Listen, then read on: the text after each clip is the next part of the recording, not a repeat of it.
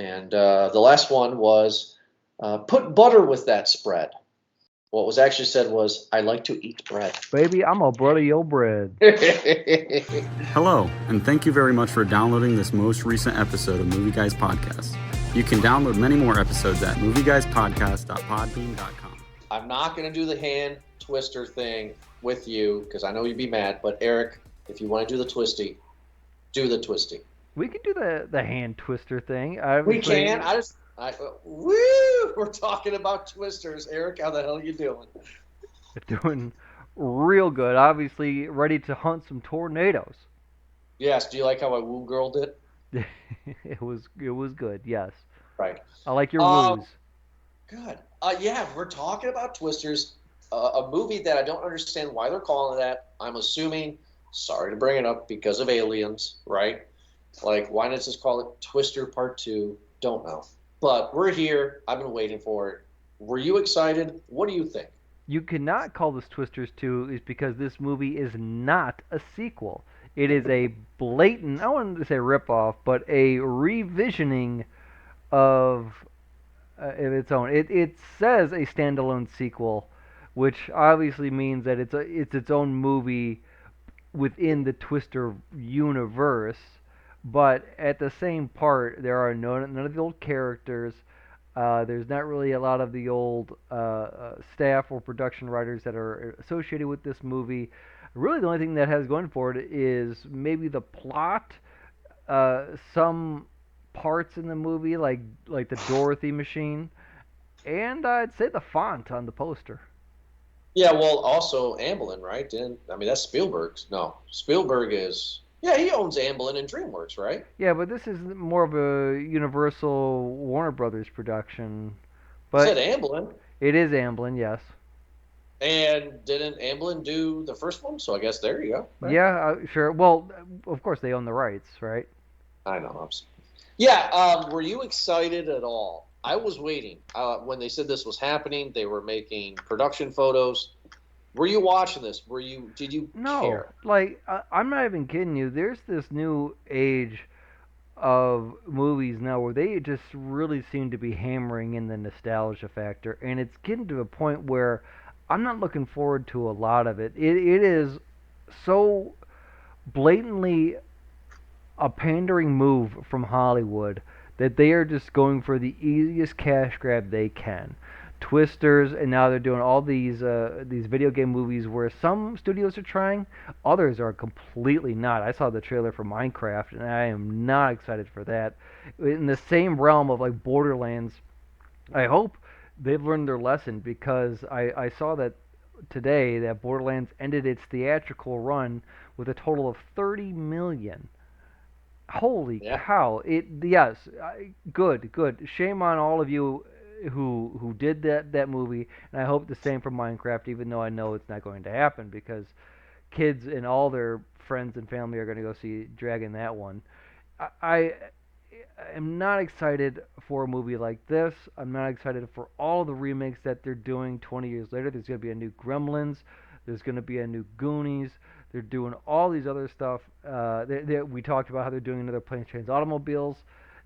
They're really going hard. They're going to be doing another Anaconda. Did you see that? What? I was surprised when they made the second one.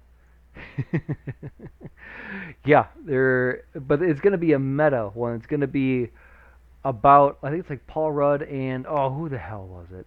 It's about them trying to remake Anaconda. Either way, it's silly.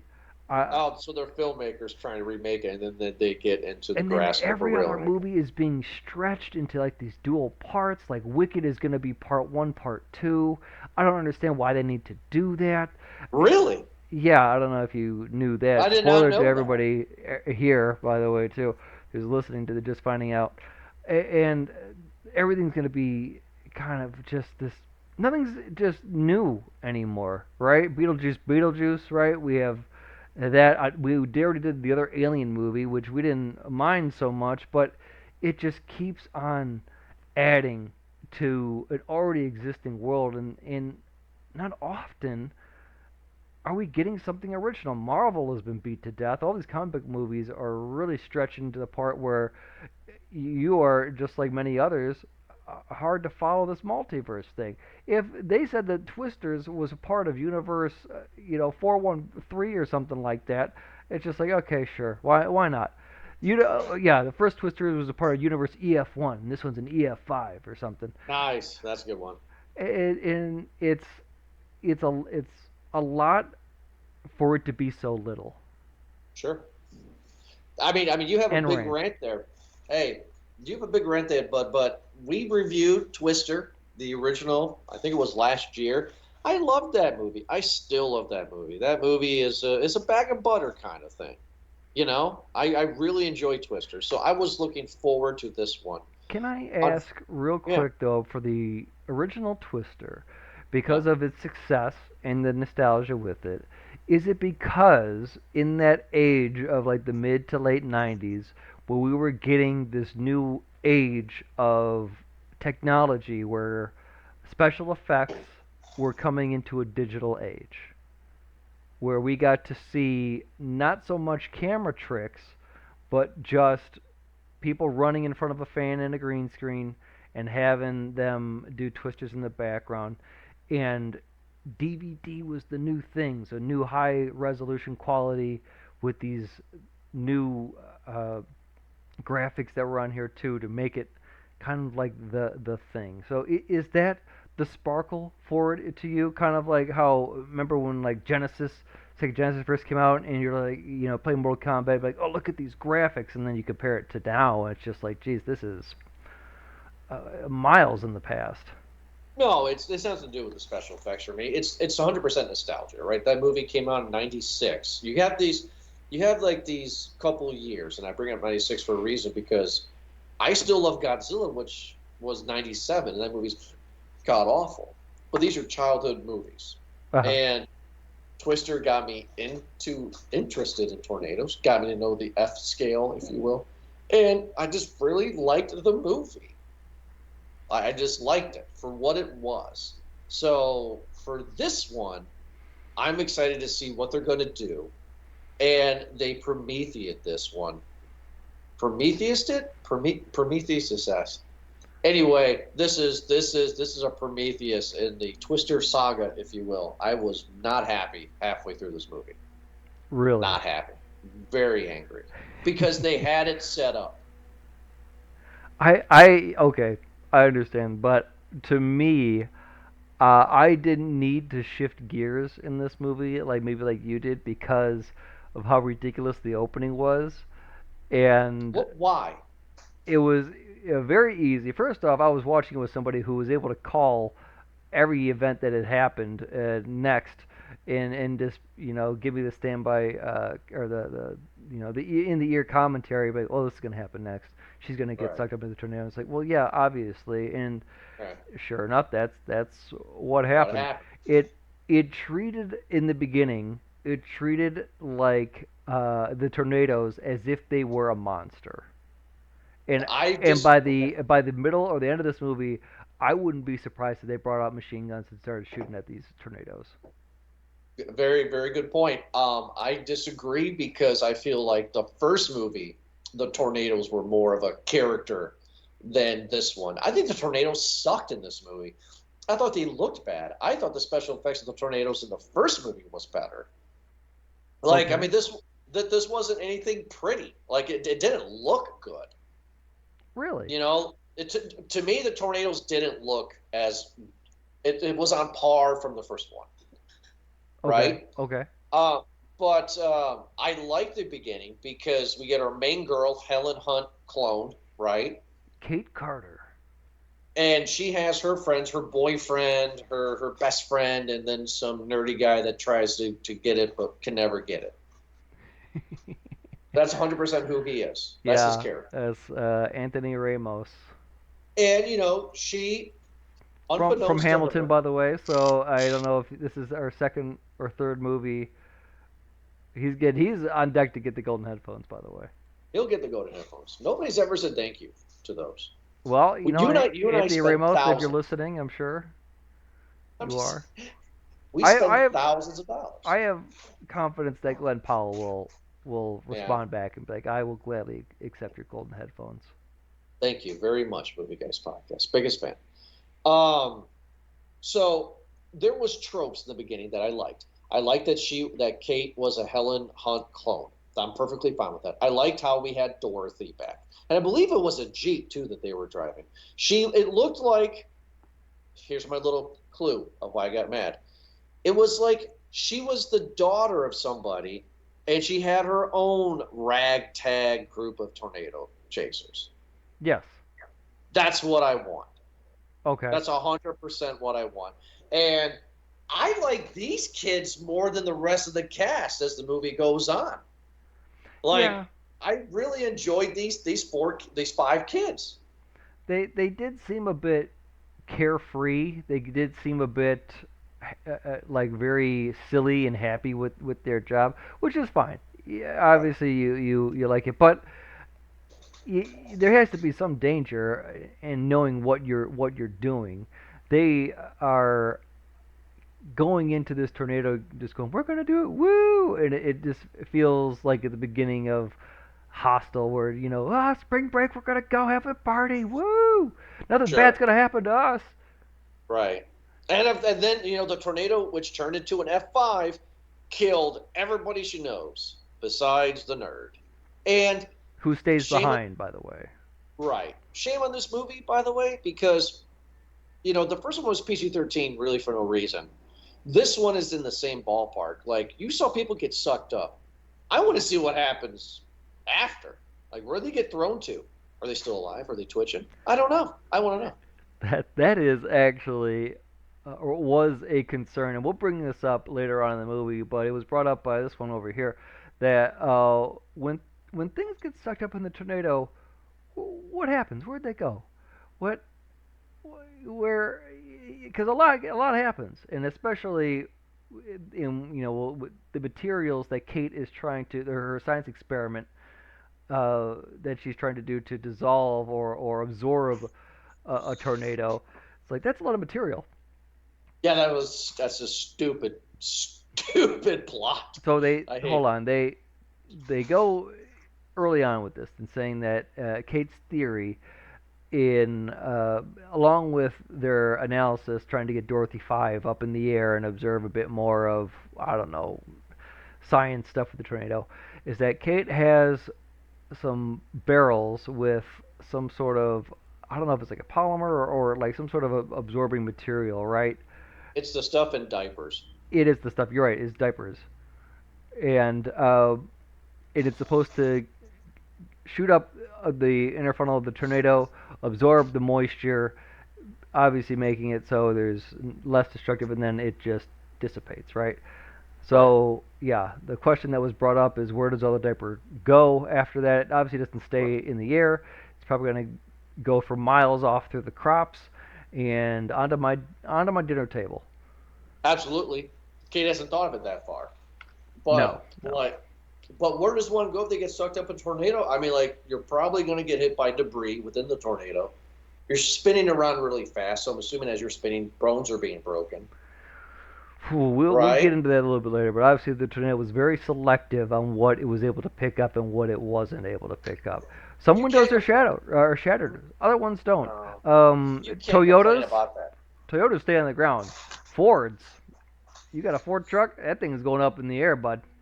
That's exactly what happened in the first movie. Don't complain. This is the trope, right? Because in the first one, the Fords stayed on the ground. The Rams. Was it a Dodge? I thought Bill Paxton had a red, prove me wrong, he had a Ram. I believe you. I'm not even going to look it up. Mm-hmm. Yee. There you go. That just solidified it right there. Right. So now it's 5 years later. All of her friends are dead, and she's working as a meteorologist in New York. Question, because there's a lot of Easter eggs. At the beginning of Twister, after Helen Hunt's dad dies, we see random shots of random people that are trying to be characters in this weather center. Is this who she's working for? Because this is not the only connection that I'm making. There are no connections character-wise that I've seen or read about from the first movie to this movie. Okay, so there's no connection at all. So they Mighty Duck TV showed this movie. You don't want to know why I'm saying that? Confirmed it I'll was a tell you. Dodge there. It was a Dodge. I told you. Peanut Gallery was able to correct me. Yes, yes. Let me tell you why this movie is the Mighty Ducks TV show. Okay, I'll tag along Plot for this wise. one. I'm here. Plot wise. Did you ever see the Mighty Ducks TV show? I did not, but you know about my rant about the Mighty Ducks series, and Right. So in the TV show, which is modern day, so it came out 2 years ago, the Ducks are now the Hawks. The Ducks are now the bad guys, the villains. right. And Gordon Bombay has to put a team together to defeat his creation. Right? Frankenstein all over again. That's kind of the plot of this movie, right? So she's working for, Mr. Menentites himself, right? That's the company that she's working for. She's working for the NOAA, the National Oceanic and Atmosphere Administration. Isn't that who Cary Elwes worked for? He worked for some from evil. These people looked like them. No, that she was working for a national organization that does like a weather service, for the most part. But Cary Elwes' character and Anthony Ramos' character, they were funded by is it Javi? Right. They were funded by private investors with other means of reason why they wanted it. So, like for example, in this movie, her surviving friend Javi, Anthony Ramos, calls her up 5 years later, or visits her rather, and says, "Hey, I'm in town visiting. Hey, I had this new, operation that's going on in Oklahoma, and I need you there because you're the tornado whisperer, and you could sense out a tornado more than anyone else. I've never seen it like you. Nobody else has done it like you before, Joe." Anyway, he recruits her, and after some motivation to get there, and his whole thing we find later is that he's being privately funded by real estate firms, I think, right, or something like that, to assess the damage beforehand, or to get the first-hand damage report or oncoming report, so that these real estate firms can go in and buy up the property at a completely dirt rate price because it's all been destroyed, or take over insurance claim, or I think I'll have to read up a little bit more about how he does that. So basically, so they could just kind of steal and get large property value for dirt cheap, putting people out of their towns. By the way. Right. So again, I feel like this is expanding on the sequel where Cary Elwes' character. We don't know who he worked for. All Bill Paxton said in the first movie is that it counts up some corporate sponsors. To me, she's working for the same organization. Yes, I know she's working for the fancy people, but when she goes and chases tornadoes, she's working with Mr. Menentites himself. Stormpar is the right. Business that Javi works for. So tell me about this hot guy that I don't see that's a hot guy that every girl loves. Oh, I will. Glenn Powell. Is that his name, Glenn Powell? Well, that's the actor's name, and his name's Tyler in this one. He's a tornado wrangler. He's a podcaster, or a YouTuber, excuse me, where he and his team go in and live stream and film them wrangling tornadoes. This is where my arms start to get folded. I'm just like, this guy's stupid. I hate this guy. But clearly, Tyler's his name. Yeah. Clearly, this is the new Helen Hunt and Bill Paxton group. This is the professionals. Well, he is first when he's introduced. We are led to think that Javi is the friend and kind of the companion, the good guy here. That, hey, listen, we're trying to get 3D models. So instead of there being a Dorothy situation where they get their machines sucked up in a tornado and they are able to get data from that, they have 3 different panels that they have to kind of place in a area to within the tornado, so they can get like a 3D model of the tornado, so they can kind of predict movement, or that's what they're trying to do. Stormpar and Javi's team, that's what they're trying to do. Whereas Tyler's crew is basically just going around and shooting fireworks in a tornado, which is pretty Right, cool.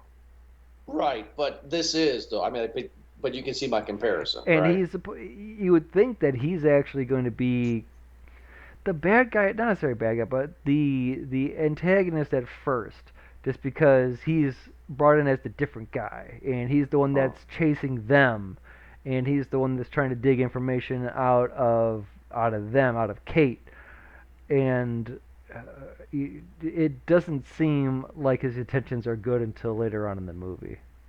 Right. Which okay, I can't hold it. Can I tell you why I'm really getting mad at this movie? Is it because Glenn Powell makes you question yourself and who maybe you are attracted to, or and it's okay to be attracted to a man like Glenn Powell, Jordan. I mean, he's got everything. He's got a nice cowboy hat. He's got a big belt buckle, and he wears flannel. He wears it very well. Those jeans are a little tight for my taste, but hey, to your own. Obviously, do your thing. I don't think they're coming off, especially the tornado. That's what you want, right? No loose clothing. Um, I'll stop. Go ahead. Um, I want to say that I'm not stupid and I can only get what I know I can get. So if you think that way, watch out because I know where you are, bud. You want to act like that during a show? All right, I'll play ball. No, anyway, I enjoyed him in this movie. yeah, okay. Why isn't her mom Helen Hunt? That's what I have to get off my chest. That's what makes this a Prometheus movie. What do you mean this is not LV-426? What do you mean this is not the same planet the aliens on? What do you mean that this is not Helen Hunt and Bill Paxton's daughter? Are you serious? They take a line, a small little line in the first movie where Bill Paxton's outside of the convenience store and he's touching the dirt and he's looking at the grass and then he sees the clouds and he's like, "Hey, it's turning green. We gotta go." And then somebody's like, "Oh, he can talk to tornadoes, Yep, right?" yep, It's, yep. it's a dropped line. Dropped line. This girl is the tornado whisperer. Mm-hmm. She could tell what's going on with the tornado by looking at a stop sign flailing around.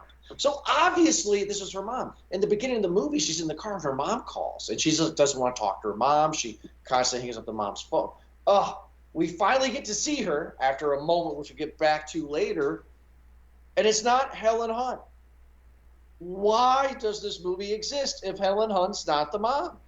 Exactly. I told you it's just it's standalone sequel. By the way, this is more Tierney, who also 2 movies into our golden headphones. She was the mom in Iron Claw.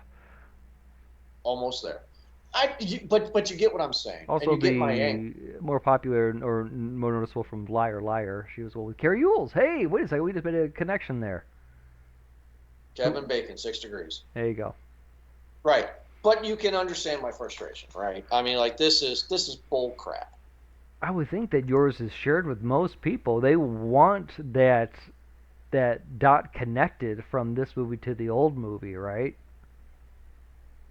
But my complaint is just because you're making her a tornado whisperer, right? We are led to believe that Bill Paxton had that power. Yeah, of course. But So you know don't do when you that. make Don't do it. no, listen. A lot of times you shouldn't do it, okay? But they do it anyway, okay? Why is Chris Pratt able to talk to dinosaurs now for some reason? It doesn't make any sense, Jordan. I don't get it. No one else was able to. Dr. Alan Grant wasn't able to have a connection with these raptors, but now suddenly Chris Pratt does. All right, so it just moves the story along. Technology changes, bud. Technology does change. No, hey, look, I Give understand. him a Raptor I'm just Blue. what? Oh, I was tying in some movies instead of saying you're my boy Blue. I was saying you're my Raptor Blue because that's a Yes. raptor from Jurassic World. If you're a dad, no, like it made me mad, Eric, and I don't want to harp on it a lot. I'm just saying, like that was what made me get really mad with the movie because you cannot give her this power because now what? Like, are you saying the world of Twister, everybody's born with the tornado gift? Like, come on. Well, Like, no, I get it because what bothers me is same with the first movie is that their ultimate goal is to create a system that does early warning system, right? To be able to really uh, check the pattern of when a tornado will form and touch, so that they can give the quickest and earliest warning possible to the residents. And it seems to me like you have it right there. You have the skill. If you and Bill Paxton can predict that stuff, then it gets you on payroll, and we'll just have you in the truck, and you can just be like, hey, this is Kate here, radio back in here. Tornado's touching down over here in North 65. You might want to evacuate Podunk Town, Oklahoma. okay, Bill Paxton's dead though. Right, exactly. His kid's still So alive. Hey, yeah, I know. But yeah, but that's what made me upset. But there's a lot of cool tornado stuff in between though, right? Because we also get when the tornado goes against the oil refinery, gas refinery, whatever. Like that was cool. yeah, Tornado. We'll talk about fire tornado here in a bit, Jordan. Oh, you don't want to talk about it now? You want to talk about it now because we've talk already about gotten other tornadoes there. We've gotten callbacks. Instead of cows, it was a chicken. We got the sisters, the split tornadoes, which looked good, which was pretty cool. And obviously, Kate and Tyler were kind of on each. And this is again made it to believe that they're against each other because Tyler's trying to chase her, and he goes right, or Javi and his team goes right because he's with is it Scott, his Harvard teammate who's at the computer, and he's just like, who's the villain, kind of. Who is kind of the villain. Get used to his face though, because I'm pretty sure he's the new Superman. Oh, really? Yeah, I'm actually quite sure he is. Wow. Yes, he is. He plays Clark Kent, Superman. David, Corin Sweet. Yep, screwed that name up. Captain Crunch. That's right, Captain Crunch. So this guy's going to be a Hollywood starlet soon. Possibly. He was already in some other stuff. Like he was in Pearl, if you remember that Mia Goth movie. Nope. No, you haven't seen any of the Ty West trilogy. Nope. Pearl, X, and Maxine. Nope. I've been hearing a lot of people talking about it, and I should see it. Yeah, well, if you like porn and violence, then that's up your alley. I mean, who doesn't? I mean, yeah. I mean, this day and age. Exactly. Right. So you don't want to talk about Fire Tornado? Why? Because Fire Tornado is amazing, or makes you uncomfortable? No, because that's towards the end, I think, right? No, that's not. It is. You're skipping the whole rodeo, buddy. Oh, that was after the. See, now that's the problem with this movie, because I have three major scenes that I'm remembering: rodeo, which leads into the pool, which then Fire Tornado. So was rodeo and pool first before Fire Tornado? Yes.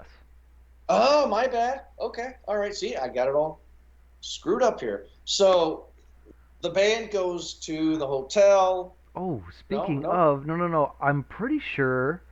Let me double check here, but I'm pretty sure it's in the rodeo scene, because in this part, by the way, too, just to backtrack a little bit. So after the first day, tornado tracking, Kate and Tyler's heads were bumping a little bit, and she's kind of doing her own thing. He's being cutesy with her, calling her New York. Hey, New York! Kind of digging into her past a little bit. Again, seems like a nice guy, but we don't really know his intentions yet. Javi, though, kind of asks Kate out, and you can tell she's like, no, what? We're friends. Stop that. And then we kind of get a bit more of Tyler's backstory about that he's actually a pretty smart guy. He's not just some dumb hick who likes to listen to country music when he wrangles tornadoes. And he's got a pretty faithful team. And she catches them helping a town, right? Of Crystal Springs, after the first tornado run through the town, and she realizes that, they're giving away food. They're helping the recovery effort, Tyler and his team, that is. Right. And they're saying that the reason why they sell shirts, because she was giving them crap for like selling shirts and being merchandise and having all this YouTube stuff, but she realizes that all the proceeds that they earn from that go to aid in the recovery efforts for the people who have been. So she's like, oh, these people aren't too bad. And then as that's going, we dig a bit more into Javi's talking with the investors a bit more, and it's starting to turn a little bit. It's starting to twist, if you will, huh? You like? Yeah, Yeah. there you go. Yeah. There we go. You Anyway, said things. You yeah, you said things that it's just like, okay, you knew as soon as Kate was working with Hobby and his white van guys that they were the bad guys, right? And you knew as soon as you saw this hot dude with his Jeep, no, not a Jeep, but a Ram, Toyota, whatever, right? When he has his name brand truck, they even have a bus. yeah. The Just Winnebago. yeah, they even had a bus for God's sakes to make them look more like Callahan's crew. So With the speakers outside too. you knew these were the good guys. Yeah, because they were very much reflective of Joe's old crew.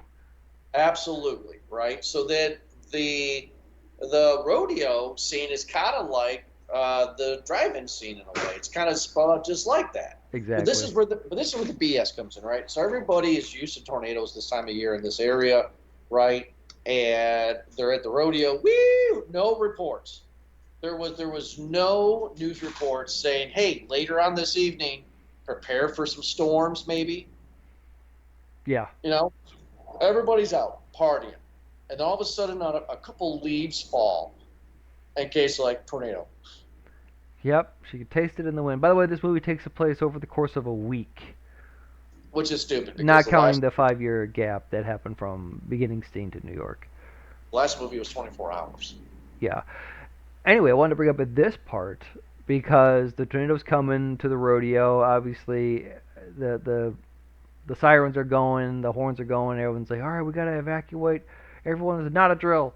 Tornadoes, you gotta go. And this is where it gets a little silly because Kate and everyone else, or Kate and Tyler, have to be like, we gotta help people, and their idea of helping people are basically just telling or screaming, "This way, you gotta run," as if people who live in Tornado Alley have never encountered this procedure before. I've never this, this whole thing. We're just like, oh, what do we do in a tornado? We've never, living in Tornado Alley my entire life. I've never had to know what to do before. We've never done these drills. We've never practiced before. There should be shelters. There should be no. There's nothing for that. I want to bring this up is because they run to a hotel. I think that's over there to try to, I don't know, for contact.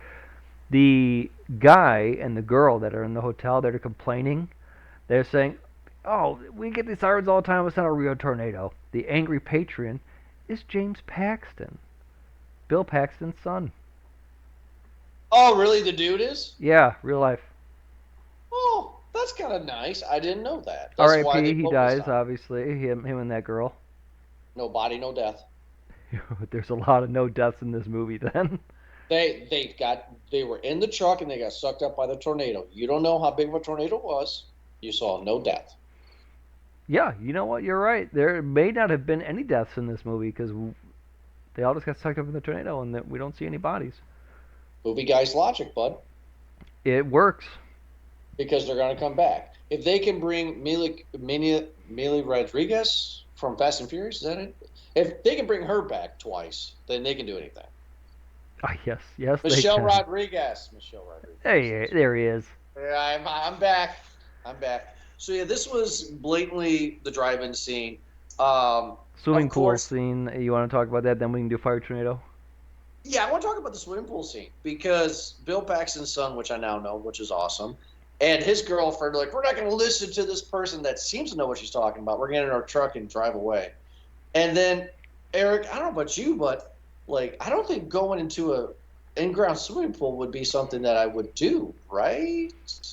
So I had looked this up because Oh, I'm sure you did. as I was watching them going into an in-ground swimming pool and back into whatever pipe or system that was in the back there, It's like, what the heck? This is no ridiculous type of thing. So, Yeah. I looked this up just to see if this was legit or not, because the entire time while this is happening, Tyler is in the pool and they're trying to get one guy to Random. grab my Yeah. hand kind of a thing, but that whole thing. What? I can't hear you, kind of a thing. And it's like, you're right in front of me. I said get down and grab my hand, kind of a thing. Tyler is doing. He's prone, right? He's army crawling. He's like, you gotta lay down, and the guy's stands up and goes what, and then gets blown away. Right. So I look to see if this is actually an efficient way to get rid or to evade a tornado. And this is something that the National Weather Service and other, I guess, weather or what the hell, tornado, I guess, warning areas. Meteorologist? Yeah, I was trying to look for atmospheric administrations. Yes, meteorologists advise you to do if a tornado comes to get to low areas, whether it be an in-ground swimming pool that's emptied, basements, of course, or even a ditch on the road, and you are to lay prone. Is this a sure way of doing it? Especially if a tornado actually runs directly over you, you're probably going to get sucked up. But it is a very effective way to not have the draft pick you up and blow you away with a tornado. So there is some truth to it. I'm not saying that it's in this movie, but I had to look that up to see if there was actually some truth to that. So yeah, it's not it's not as ridiculous as taking a leather belt and tying it to a pipe, I guess, and then just hold on to the pipe so you and having tornado go over you. Because let's be honest, if that happens, a tornado's just gonna rip your arms off almost, and if not, rip you out of that belt. But whatever. This is a bit more realistic than that. So if you ever want to get buzzed toasted watching Twisters, I came up with a game. Please. And the game is that in the opening movie, with the opening kills, if you will, they're running towards an overpass, and Kate says to her boyfriend, but an overpass is the worst place to be. So every single time that they're definitely in a worse place than under an overpass, I yelled at the screen, but there's the safest place to be. They run into the pool, and I say, that's my point. They run into the pool, not knowing what you just told me. And I'm just like, that is the unsafest place to be. Yeah. That is, what are you doing? And then he holds himself with these lead pipes with like a minibus crashing on top of him or something. Yeah, and he's able to blanket a mom and daughter too. This guy's amazing. This guy should be Superman. So this is ridiculous, right? But the first one is ridiculous, but this is getting it. And then she has to have her moment. Both men love her, right? She has to get into the truck. She steals a truck. I'm sorry, right? She steals dude's truck, Yeah. right? And goes off to her mother, and I'm sorry, who was not Helen Hunt. I'm mad. We were all expecting it, right? That's supposed to be Helen Hunt. Yeah. But whatever. They go. She visits the mom, right? But this is again though. Write this whole piece out. If you do not get Helen Hunt, then you don't write this in the movie. It doesn't make sense. It doesn't make sense for this character that they're trying to set up. It makes no sense that the sequels even exist. So that's the issue that I have with it. And the mom adds nothing to it, right? Besides, she goes to one of the greatest lab barns that's clearly not a barn but a soundstage setup. Yeah, this is where the silly gets sillier. It's like a Tony Stark type barn that she has. Yes, no way. That's not being No. used for anything like that. And yeah, I don't know what the purpose of the mom was there, other than I don't even know, man. Because when Tyler shows up too, and it's blatantly obvious that the mom decides that oh yeah, this guy can get it, and she's like, Kate, if you don't, I will, kind of a thing. And Yeah. he's like, yeah, you can stay here, Tyler. You can stay here for dinner if you want. Dinner's in my bedroom. You go, help yourself. So I think that's kind of what the whole point of that was. But that's it. It's they have their little moment. They figure out a plan. Oh, we gotta do the data. Maybe maybe the numbers were wrong. Maybe I didn't carry the one. Oh, I didn't carry the one. I gotta increase Right. the load of the more diapers. That's the problem. That's 100% the problem. By the way, when Tyler was there talking with the mom and everything, I was thinking about Chris Hemsworth and the remake of Vacation. Just this really attracted man with like his Speedo underwear at the end of the night, just showing it all. I Right? I could just see Tyler's character like, and the mom's just like, what? Yeah, that part was amazing actually. I when I rewatched that movie for that. Chris Hemsworth is so good at comedy. He's so good in it, and I kind of thought Tyler. Yeah, but yeah, you're 100% right. It's like, well, okay, look at this stuff. This is like a Tony Stark place. She's like, I know, I just need more like diaper formula. And he's, well, let's go to Walmart. Did they say how they got the formula? It Did doesn't they go to matter. Walmart? They got a They big don't old be able to. trailer too that they're able to drive around Yeah, no problem. like 12 barrels, Yeah, right? yeah, And exactly. they were yellow. So is that a Jaws reference? I don't know. Oh, the guy that they got the trailer from, he was also in the original. So I stand corrected by saying that no original characters from the first were Who's in this one. who? Did I go pee? No, it's an unknown. Hold on, I'll get it here. But the guy who sold them, excuse me, the guy who sold them the trailer, I think, yeah, Daryl Cox, who plays the trailer salesperson who suggests using aluminum as a trailer, is Oklahoma actor who also appeared in the 1996 film as the Four Corners mechanic at the gas station that's hit by the nighttime tornado.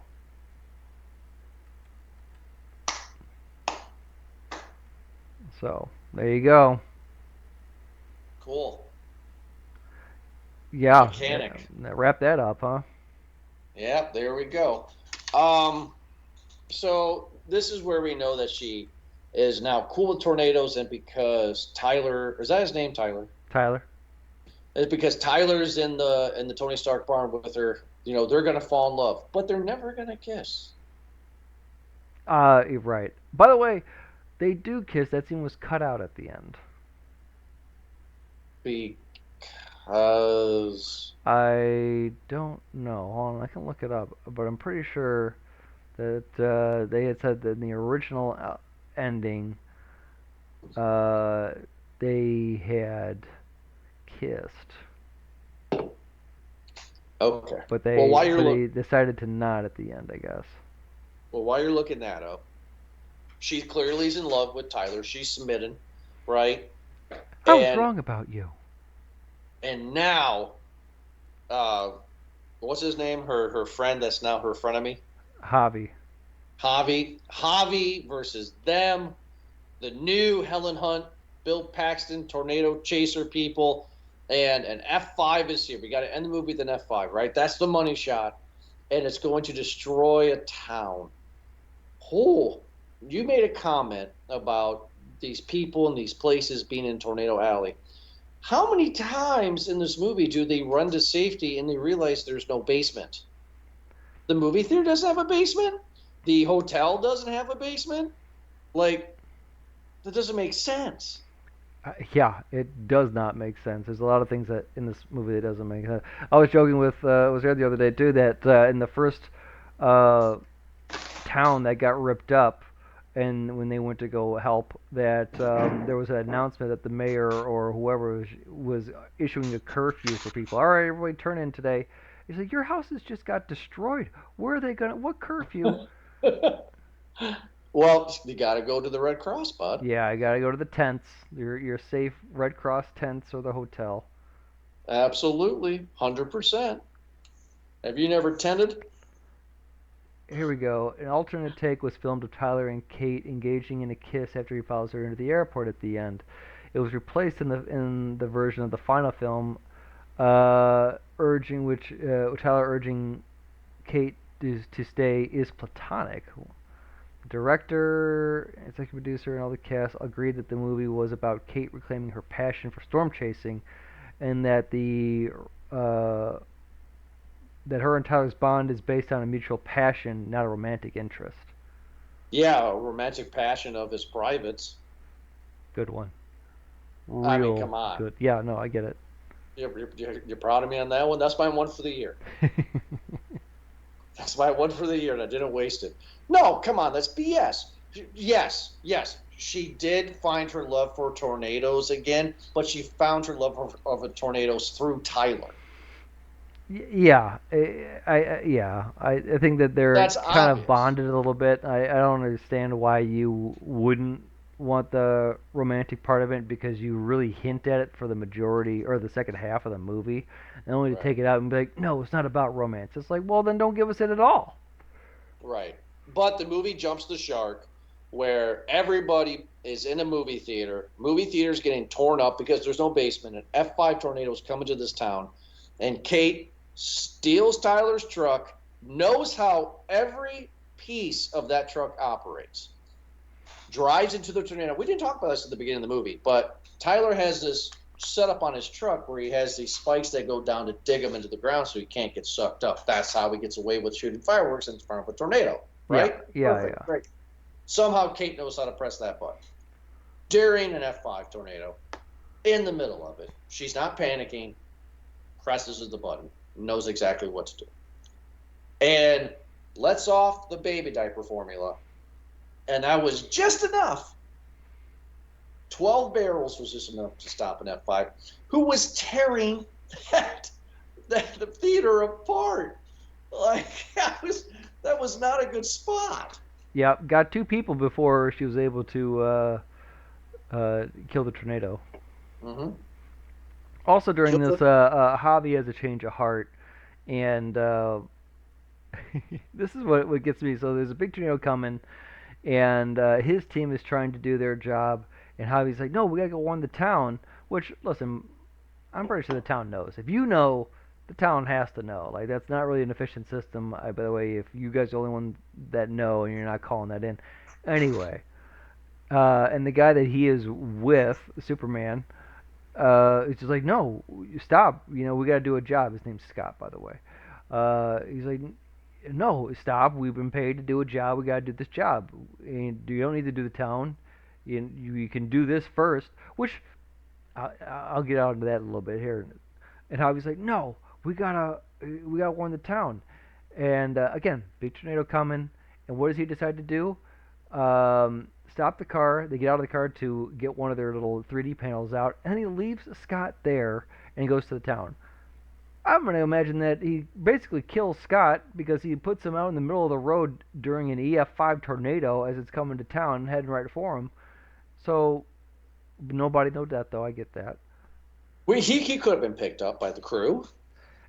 The reason why it pisses me off is because we were shown in the Storm Par team, which, by the way, a lot of Dorothy and Oz references. All their cars are named like Lion, Tin Man, Scarecrow.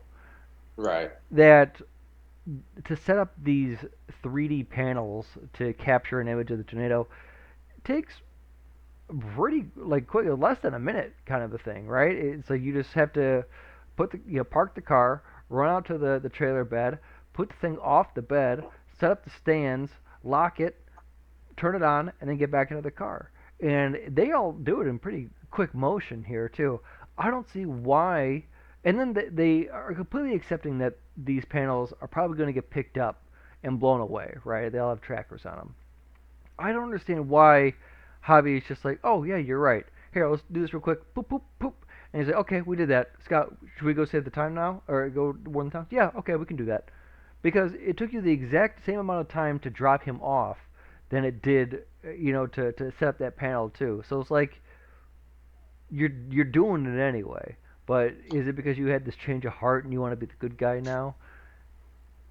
So it seems silly to me.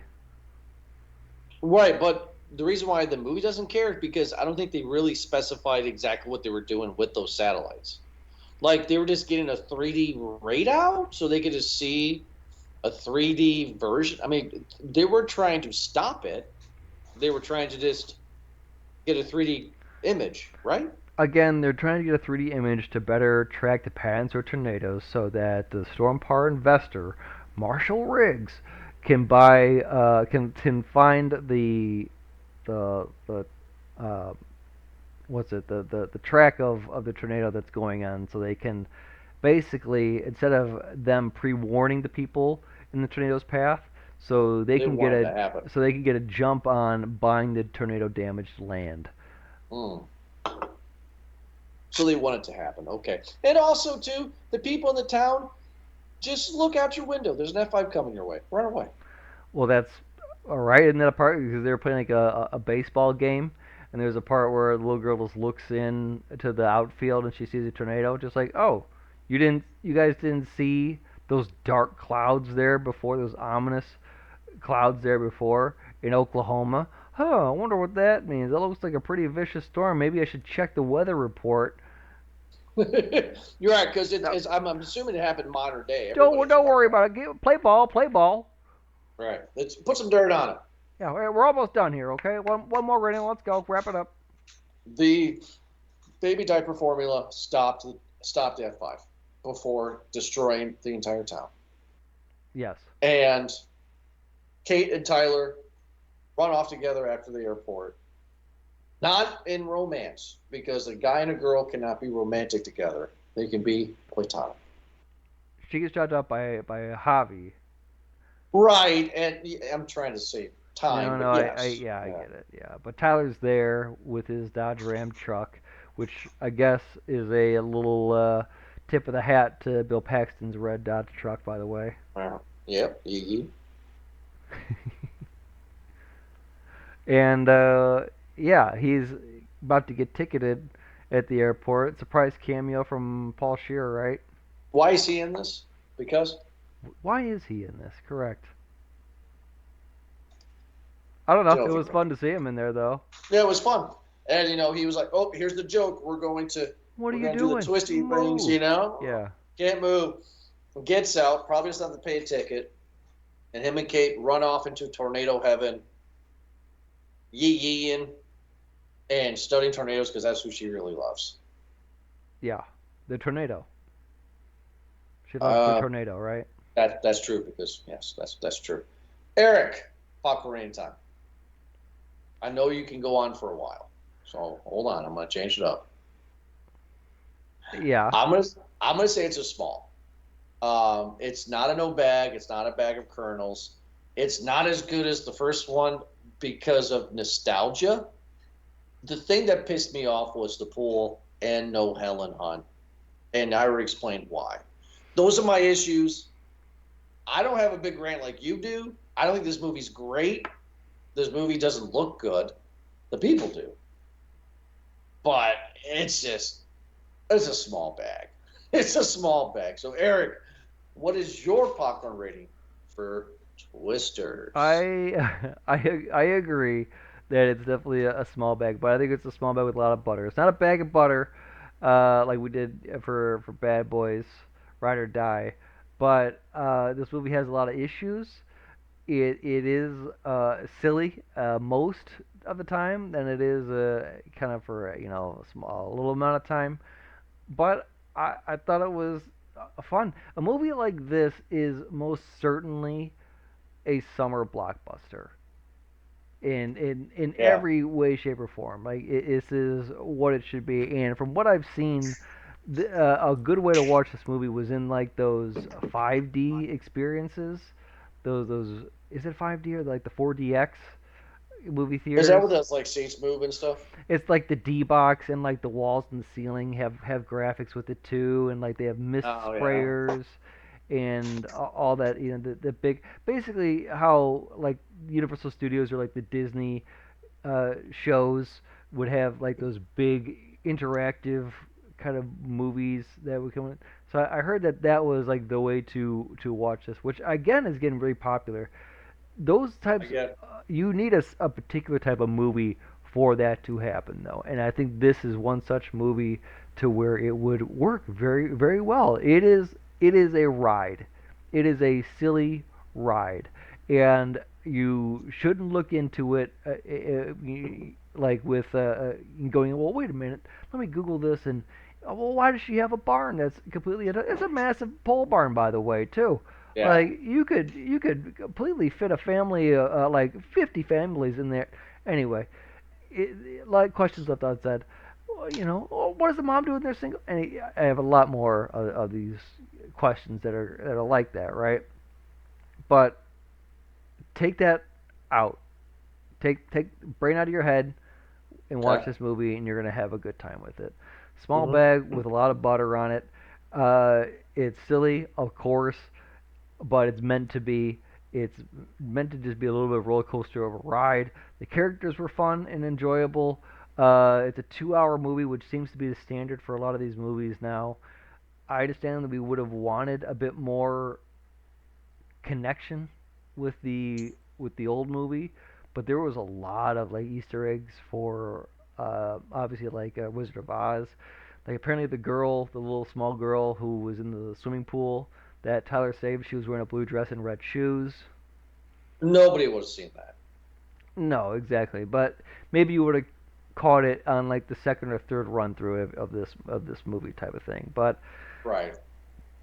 that's that's about it. I feel like this movie's going to do very well on streaming if and Oh when it yeah. comes to the free stream on the HBO Max or Netflix or something like that. It's it's just a fun movie, man. That's really what it is. But outside of that, I don't know. I might look up some Fire Tornado clips. But Bartender was awesome. yeah, but that's about it, man. Yeah, It, it does not do the it's a nostalgia thing, dumb it's a dumb popcorn eater movie. which is fine, and that's why we give it a small. No, man, have fun with it. I think everyone else would agree with that too. That this movie's not going to win any awards. Right. But it is, and I've put it in the category of date movies before. This is a Friday night blockbuster for sure. Yeah, this is you ordering a medium, you get a small, and you go, I still got popcorn. Yeah, exactly. Hey family, it's Saturday night. Let's order some pizza. It's Sally's turn to pick the movie. What do you want? Twisters, because Glenn Powell's in it. Okay, let's pop it on. Let's go. And that's bed by 9:30. That's what the movie Perfect is. night.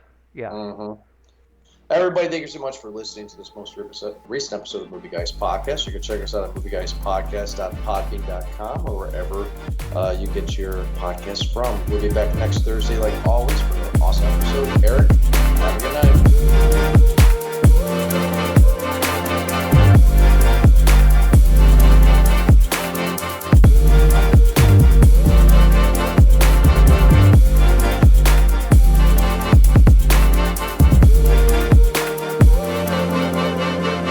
B-Dubs trying to pull a fast one on me, bud. Yeah, Beep Dubs pulls a fast one on everybody. Oh, they That tried. fast one, that whole thing about them trying to be somewhat decent. When let's be honest, B Dubs is garbage food for garbage people. Absolutely. That's why I go there once a month. Yep, exactly. You gotta see what the bottom's like every once in a while. Hey, it's the McDonald's of wings, bud. You can't go wrong. I would say McDonald's might have better wings than B Dubs. Mighty Wings back. So, did I tell you that I went to a rock convention?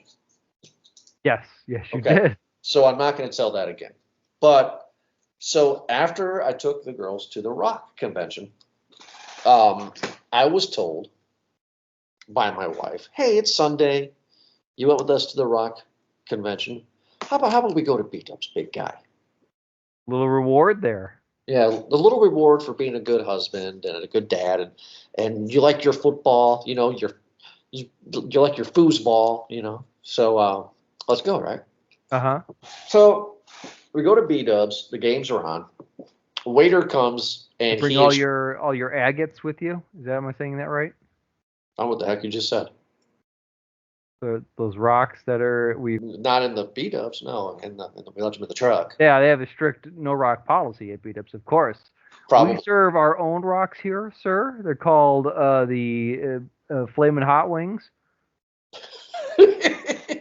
It's called the So, boneless wings. Those are our rocks here. there's no such thing as boneless wings. I had the debate with Gina. There's no such thing as boneless wings. This is chicken chunks. I don't know why they call them boneless wings. It's stupid. Yeah. Listen, I'm not gonna even try to do that argument because that's exactly. It's questionable at best. Riley wants to sit outside in the patio. We're the only people out there. And anymore, people don't sit in the patio at B-dubs. That's where the smokers go, right? Yeah, of course. Right. So we sit out there, and this waiter comes, and he's training somebody, right? Uh-huh. And he's like, "Hi, my name's Jeff," right? And here's Stephanie, and I'm like, "Cool." And he's like, "What can I get for you guys? What do you have on beer special?" And he said, "We have our house beer called House beer Wild Herd." And I said, "What is that?" And he goes, "Oh, it's kind of like a Bud Light, Miller Light, kind of like a light ale." I was like, "Oh, okay, yeah, sure. How much is that?" $4. Cool. Now here's the thing. I'm a Coors Light, Miller Light kind of guy, right? Uh-huh. I don't go to B-dubs and get a house beer. I've never, and I go in. You want a beer? Give me a Coors Light. You know what I mean? Well, yeah, and that's only because the B-dubs house beer is basically when they wait the tables, they take the beer that's unfinished from the tables and they pour them in a bucket in the back, and that's what they consider to be B-dubs house beer. It's just a mix of all the skunk left over that nobody else was able to finish. Fair enough. So I said, I'll have that. And I'm being honest too, man. Like, I had no idea what the Wild Herd beer is. I've never heard of it. True story. So guy comes and he gives me like the classic B-dubs tall beer, right? Yep. It's an amberish color, kind of like an orangey color. Yeah. It's kind of like a darker color beer. And I'm like, I thought this was a light. I didn't say anything to him. He dropped it off. He left. And I looked at Gina. I was like, I think this is supposed to be a light. She goes, that's not a light beer.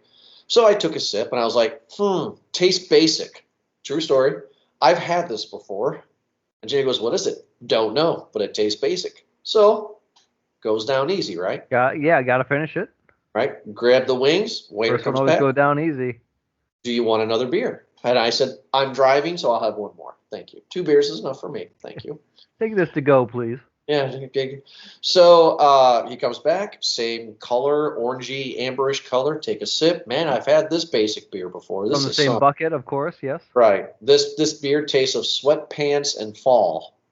Uh-huh. And so I'm giving you hints as I'm telling the story. So bill comes, and the bill's like $6 more than what it's supposed to be. I have a bad habit. This is a true bad habit. When I'm at a restaurant, I rarely look at the bill because I see the price on the menu. So I just trust, which is a bad habit, that the waiter or / waitress would be honoring.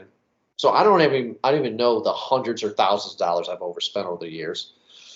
But for some reason, I looked at the bill and it said to Oktoberfest, Okay. $10. Oh, No. okay. $12. Because, yes, it was $12 over, $6 a beer.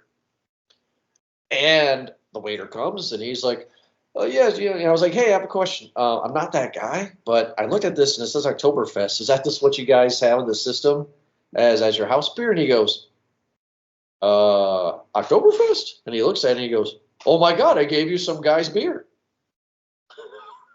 And I was like, oh. I said, I thought it was supposed to be a light beer. And he goes, it was. I don't know, bud. I'll be back. He comes back.